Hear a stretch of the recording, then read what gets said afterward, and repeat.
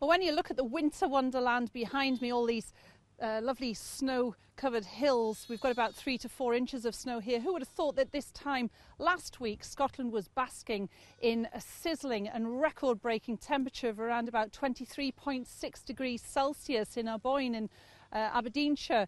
The difference in the temperature is extreme, and of course this weather was forecast, but it fell last night right across northern Scotland and down the east coast, and really the depth of the snow has surprised quite a lot of us. It's caused a lot of driving problems for motorists this morning. We have 3,000 people without electricity. Further up in the north, Scottish Hydroelectricity say that the weight of snow on the power lines has brought down power lines, so people are without power. Hopefully they will be reconnected by this evening. But of course, one other element that's been hit by this dramatic drop in temperature and the snow is the farming industry, especially the lambing season, which is at peak time now.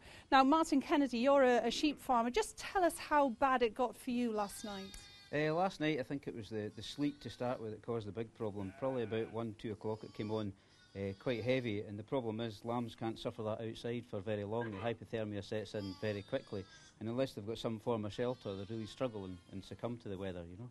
How many lambs did you lose last night, and how many lambs are you expecting to be born today? It's a busy time. We lost 3 this morning. We're very fortunate in this polytunnel. We lamb them inside just now, and that makes a big difference to them because they've got shelter. But the other big problem with that is because they all go into individual pens, we then have to clear the individual pens to let the rest of them come into the pens, and we'll have to get these ones outside, and at the minute we can't get them outside because of the weather, so we're having to rearrange sheds so that we can get them into bigger pens to allow room for the next lot to lamb.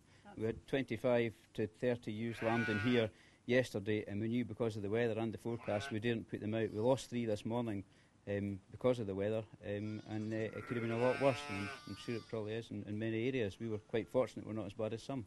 That's great, Martin. Thanks very much for joining us. I know you're a very busy job at the moment, but the good news for the farmers and for the whole of the country as a whole is that this weather is going to be moving down south into England, and then it will pass through. And the good news is that the Met Office is saying that towards the end of this week, temperatures are set to rise to more milder conditions.